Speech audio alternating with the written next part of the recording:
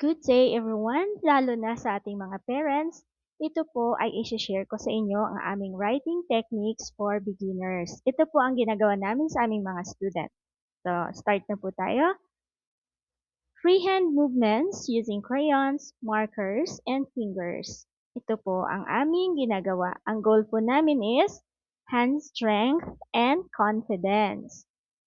Una, ito po ang ginagawa namin lalo na sa aming mga toddlers, mga nursery, lahat ng beginners na hindi pa talaga marunong magsulat or magpo-form ng any curves or lines. Nagsisimula po kami sa scribble. Kapag hindi pa po kaya mag-form ng curves and lines, scribble po ang kailangan nila. Okay? Yan po ang kailangan muna. Pangalawa, kung meron po kayong sandpaper sa bahay, kung meron po kayong paper, lagyan nyo po siya ng sand. Yan, i-drawing po dyan. Or i-draw yung figure or shapes na gusto ninyo, na gusto ng bata. Next, drawing shapes and figures. Pwede silang mag-draw gamit ang crayons, color pencils, or kung ano yung kanilang pang-drawing. Sa kanilang drawing notebook, pwede po natin silang iti-train mag-draw. Kahit pangit mo yan, it's okay, basta gawa ng bata. Basta gawa nila, okay lang yan. So next one is freehand movement within space or direction. Magkaiba naman to. Motor control and awareness. So kung dito sa kabila, malaya silang makagalaw yung kanilang kamay. Pagdating naman dito, iba na po ang kanilang gagawin.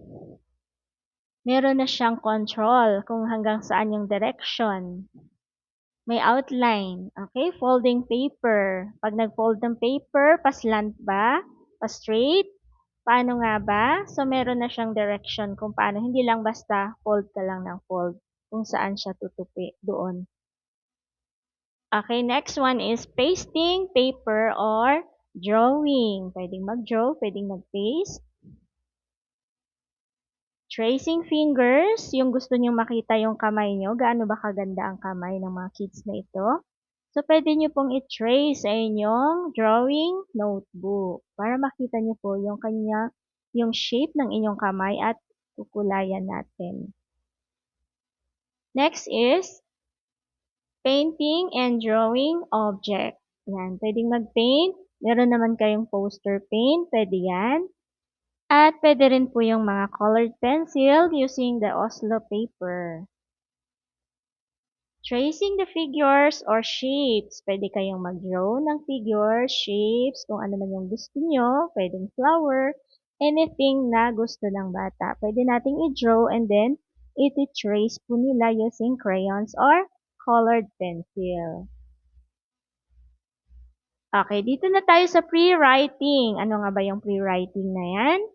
So, ito po yung ginagawa, lalo na sa mga beginner. Siyempre, hindi pa yan nila ma-perfect, di ba? Akala mo pasmado yung mga kamay, pero it's okay, basta gawa nila, okay lang yan. Hindi man siya perfect, basta nagagawa niya yung figure ng letters. Kasi i-correct naman natin yan. Next, rewriting again. Yan, since marunong na sila magsulat dito. Ayan. Tracing, okay. Tracing, iti-trace nila yung letters para maging tuwid. Hindi siya kulo-kulubot, kagaya nito. So, makorek. Okay? So, pag correct na, kaya na nilang mag-write, dito na sila. Okay? Magra-write na sila ng name kung saan nila gusto. Okay? Kung sa taas ba, sa baba, sa kaliwa, sa kanan, kung saan ang mahalaga, makapag-write sila ng letter and figure. Last one, syempre hindi natin hahayaan na sabog-sabog yung mga letters na yon. Syempre masasanay sila hanggang sa paglaki nila yung pangalan nila sabog-sabog yung letters. So kailangan i-correct natin. Ito po ang last step na kailangan nating makorek ang kanilang pagsusulat. Ayan po, kung papansinin natin may mga boxes po tayo dyan. Yan, ito yung given ni teacher. Ito yung sinulat ng student. Yan. Hindi man siya perfect talaga kasi una pa lang naman, ang mahalaga, alam niya kung saan ilalagay yung mga letters na yan. Hindi sa dulo, hindi sa taas, sa baba, o sa likod. Okay?